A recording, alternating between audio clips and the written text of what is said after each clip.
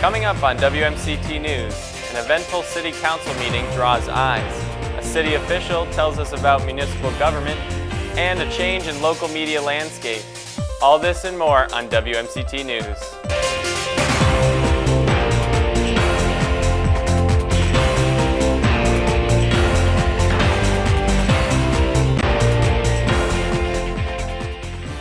Welcome to WMCT News. I'm Spencer Geary. This week, there was a city council meeting where the public had an opportunity to make a difference. Marlboro City Council had a busy night on Monday, having 5 public hearings. Raising Cane's, X-Golf, Hobby Vehicle Storage, DeSilva Landscaping, and Lorville Masonry were the subjects of these hearings.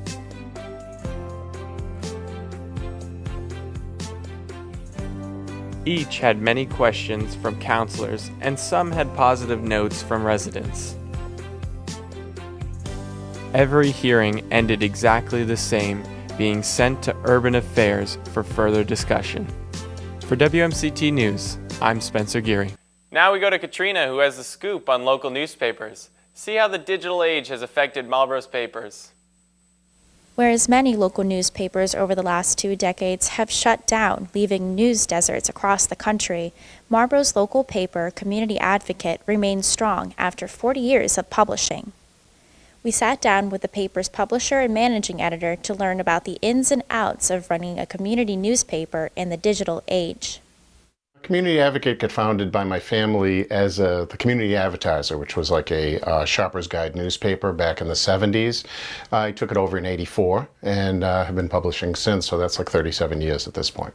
So we started off Shrewsbury, Northborough, Westborough, Southborough, and maybe about 30 years ago we moved into Marlborough with just adding the town, but eventually we went to a separate zone, which we have recently relaunched. So there's a need, we believe, for a separate edition for Marlborough and Hudson because they're really quite different in their news sources from Shrewsbury, Northborough, and Westborough. So we're trying to accommodate everybody with their own custom news. You know, I think community journalism has extreme value, and especially in kind of these smaller towns that are, you know, we're not in Boston, and so the metro pages don't, you know, cover us too much from the Boston papers, and there's just a real value and a real spot and a real, I think, pride you can take in being a part of a small local newsroom, just being at those meetings, being at the meetings that, you know, the meetings that matter. A lot of the larger companies are moving in other directions. They're moving, you know, based on stockholder need, and they're moving based on digital, you know, economies and so forth. We're kind of doing the opposite. We're rolling up our sleeves. We're doing down and dirty community journalism, and we're pushing our website and pushing our website and pushing our circulation. And it's people are reacting and loving it. There is a massive amount of news for us to cover, I think, especially in our towns.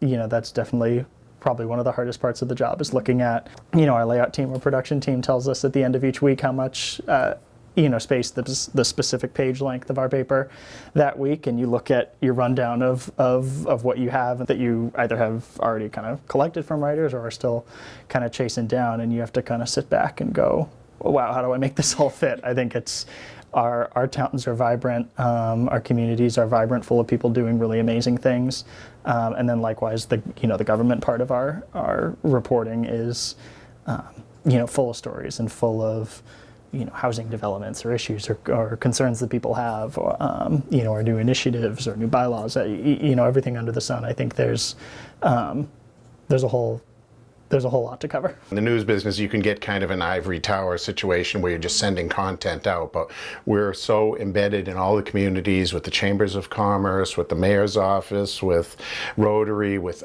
I mean, there's no substitute for, you know, longevity. And having been here almost 40 years, we have relationships like no one else, really. You know, we have, we can call up any organization, get down there, they call us first. We get so much outreach from the public. We know we're doing the right thing. You know, we really do.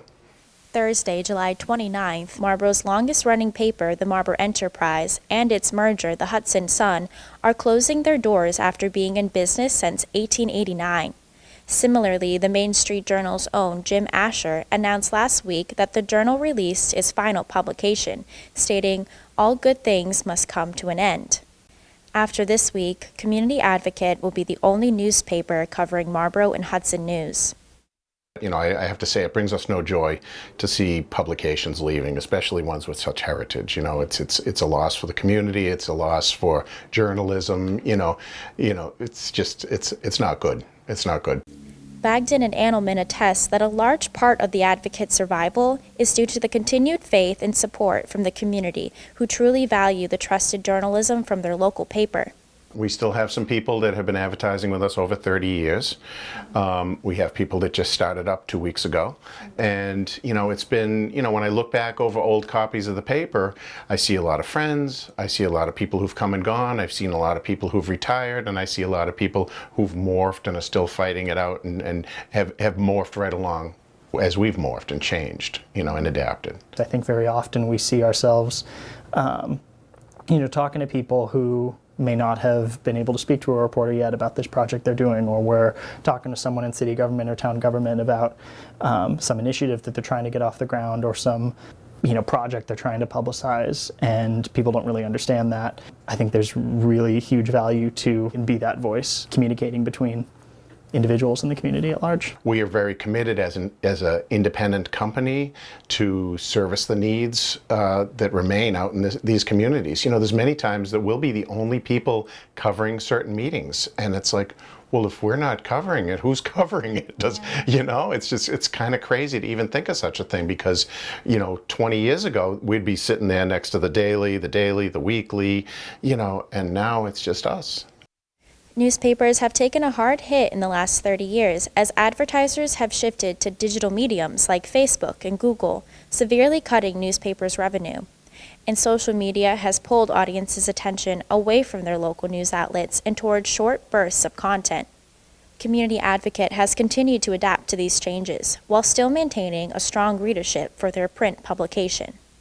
During the very beginning, there was no internet. So everything was 100% print. We've always been known for high distribution volume. So in the earliest years, we had 25,000 circulation to, the 5 or 6 communities. Now we have about 20,000 every week, which is unheard of, considering that's, like double what the Daily has in town, So as we've progressed, we've developed our editorial format. Our website is probably about 25 years old at this point. That's gone through at least 3 major revisions, and I would say we're pretty proud of it. We're over 300,000 page views right now and growing rapidly. So we know that there's a demand for what we do. There's been real opportunity to kind of really innovate and be really nimble and try things out. And, whether it's expanding our photo coverage, using more kind of interactive galleries on our website, or implementing video, or experimenting with infographics, I think we've been able to really try everything under the sun and see what sticks and see what resonates with people and what really augments our coverage. And I think it's been really cool to do that within the context of publication that is still doing a print product, that's still doing that legacy thing. It's really awesome to have that breadth of coverage and that breadth of modalities in how we report our news. We survive in large part off our advertising revenue, and we appreciate it when our readers say thank you to us by frequenting our advertisers, because they have put their budget on the line and said, I like this paper, I believe in this paper, I believe people will read it, and people who support community will, support these businesses. So like one hand, helping the other hand. I think we see a lot of opportunity in this company and just as journalists to figure things out in kind of this new age and figure things out in this new landscape of how to keep people engaged. People have not stopped wanting news. People have not stopped wanting information. People certainly have not stopped having opinions about their local government, about their local community. And so as long as that's around, I think there's still absolutely a place for good, strong, professional, ethical local reporting. Support your local paper. Certainly support us by supporting the people who advertise with us and make this all possible. we're grateful for our communities and we want to keep serving everyone. We have no intention of stopping at this point. You know, we think we have a mission. We have built a brand that people love, and we believe that community journalism is essential to any community. I have an old saying that every great community deserves a great community newspaper, and that's what we aim to do. From WMCT News, I'm Katrina Lambert. Thanks, Katrina. Seniors in Marlboro now have the opportunity to have money taken off their residential tax bills. The Senior Citizen Residential Property Tax Work-Off Program allows seniors to share their skills in service to the community and receive up to $1,000 abatement on their property taxes.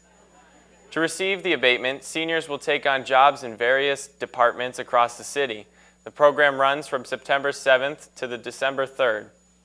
Applications are available on the city website and the Senior Center.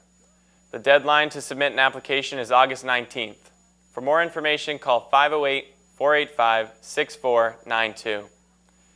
Municipal elections are this year, so we decided to give you info on how to become an elected official and what voter turnout looks like during these elections. Here's Katrina with Steve Kerrigan. Thanks, Spencer. I'm here with Steve Kerrigan, City Clerk. Thank you for joining me. I really appreciate this. No problem. So first question, what is the process for getting on the ballot? Well, it's kind of multi-faceted here in Marlboro. First step, obviously, is you have to visit the city clerk's office, pick up nomination papers, which are available now, and they will be available through, I apologize, I have to cheat. They'll be available through August 13th, which is the last day to obtain nomination papers to run for local office. So you come into the clerk's office, you have to declare what office that you're going to run for, and we have on the ballot this year the mayor, all 11 members of the city council, and 3 members of the school committee. So you pick up your papers, we give you the packet, you head out, and then you have to get 50 qualified signatures. But again, it depends upon the office that you're running for. Office of mayor, city councilor at large, school committee members can get 50 qualified signatures from anywhere within the city, any voter who lives anywhere within the city. If you're running for ward councilor, you have to get 50 signatures from voters of the ward that you're running in.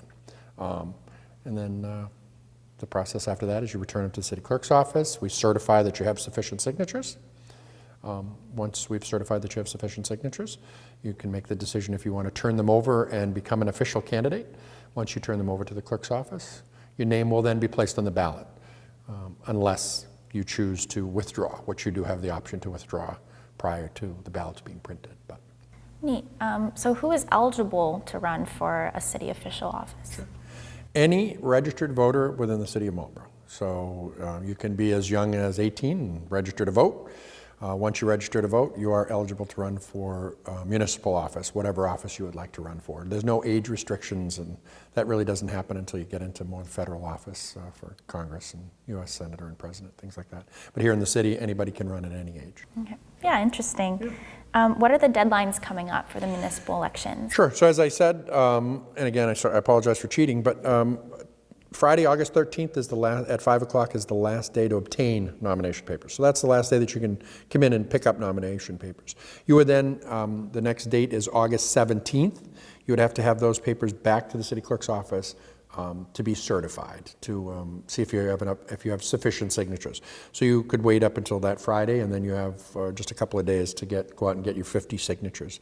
After that, the next date after the 17th, believe it or not, because we do it a little different here in Marlboro. You turn your papers in to be certified to the Board of Registrars.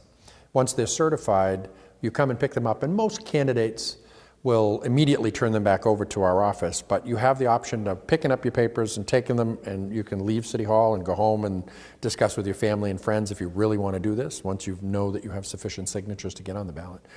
So if you do that, you have until August 31st to physically turn them in to the clerk's office to say, yes, I want to run.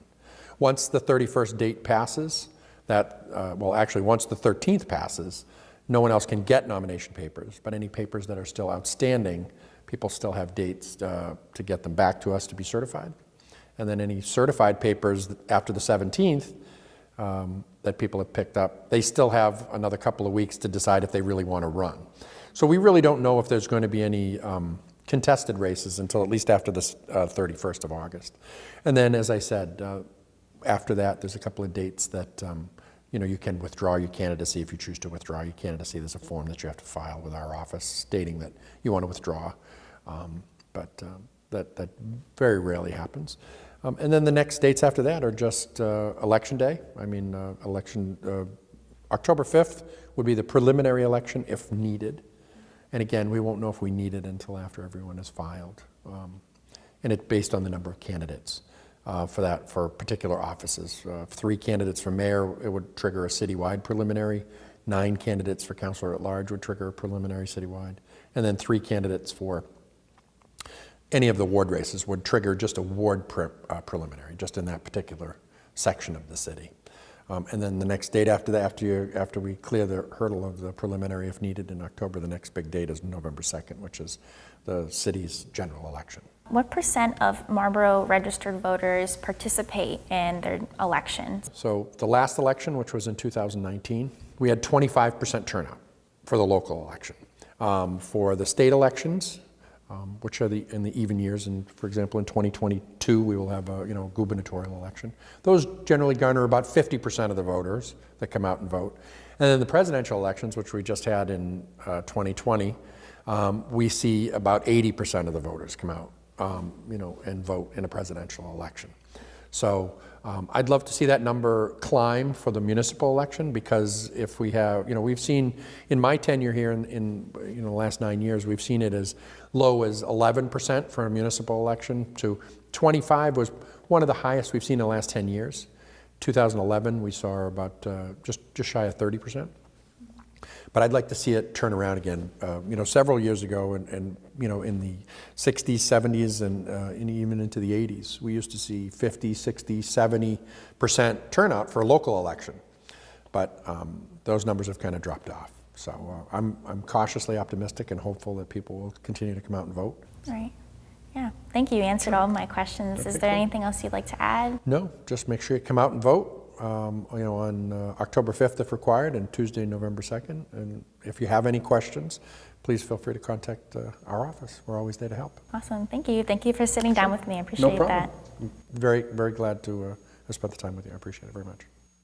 Coming up after the break, future news reporters coming for my job, and a team that is an icon in Marlboro. We're starting a movement. The Parkinson's movement. Exercise can improve Parkinson's symptoms, and it helps you stay positive. It makes you feel so good. Make an exercise commitment. Help raise funds for research and programs. It feels so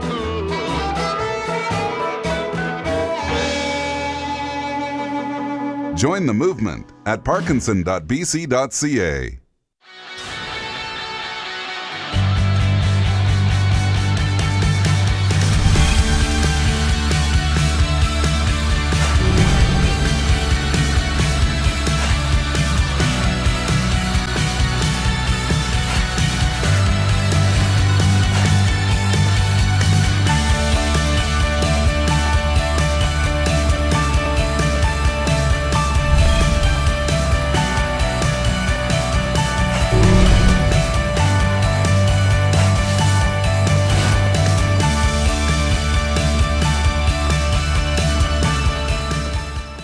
Go team! Isabel has a lot to cheer for. I'm crushing my cancer. You're crushing it thanks to breakthrough discoveries at St. Jude Children's Research Hospital. We freely share our research to help kids like Isabel across America. Want to help me cheer St. Jude? Yeah, let me get up on your shoulders. Okay. Give thanks for the healthy kids in your life and give to those who are not. Donate now at stjude.org or shop where you see the St. Jude logo. Go St. Jude. I'm ready to go. Go St. Jude. Attention travelers, next Tuesday a major power outage will cause complete chaos throughout the city. Food, water, and phone service will be in short supply. There will likely be panic citywide. Stand clear of the closing doors, please. Disasters don't plan ahead. You can. Talk to your loved ones about how you're going to be ready in an emergency. Don't wait. Communicate.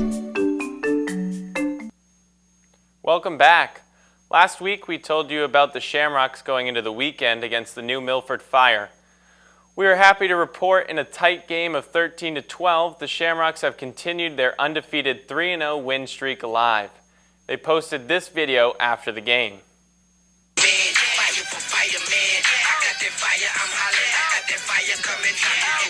Let's go, baby, 3-0! The caption under this video said, "Long road game wins always make the post-game field walk sweeter." The red-hot Red Sox have also won 3 straight. On Thursday night, they won Game 1 of a 4-game series against the New York Yankees. They got a little help from Yankees pitcher Brooks Kriske, who threw 4 wild pitches in the 10th. One of those resulted in a game-tying run. The Sox won the game on a sacrifice fly from Hunter Renfroe to give them a 5-4 win, and they remain in first place atop the AL East. Finally, to close us out, are a few future news reporters trying to take my job. Welcome to WMCT News. I'm Jeremy. This week, Tech Camp visited and took over the newscast. Now back to the Boys and Girls Club. The Boys and Girls Club's Tech Camp had Journalism Week and took a field trip to the station. Each of them all wanted to try out the anchor spot. Welcome to WMCT News. I'm Jeremy. And I'm Neil. And I'm Crazy. And that's your news. If everybody had an ocean across the USA, then everybody'd be served like California. You see them wearing their baggy Warachi sandals too, a bushy blonde head. They're serving USA. You catch them serving at Delma, the Cherokee County line, Santa Cruz interest, Australia's Nairobi, well all over Manhattan, down the Highway. Well, everybody's gone serving USA. We'll all be planning that route we're gonna take real soon. We're waxing down our surfboard, we can't wait for June. We'll all be gone for the summer, we're on safari to stay. We'll tell the teacher we're surfing, they're surfing USA. We're Haggerty's and Swami, Pacific Palisades, Santa Fe and Sunset, Redondo Beach, LA. We're all over La Jolla and Waimea Bay. Everybody's gone serving USA. All right.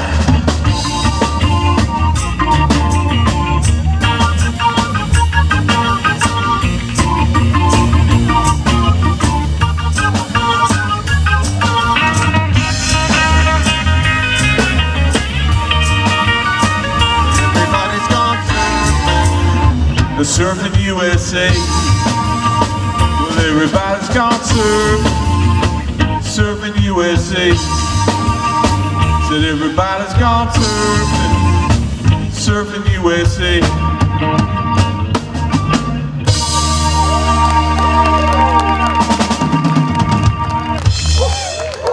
All right, thank you.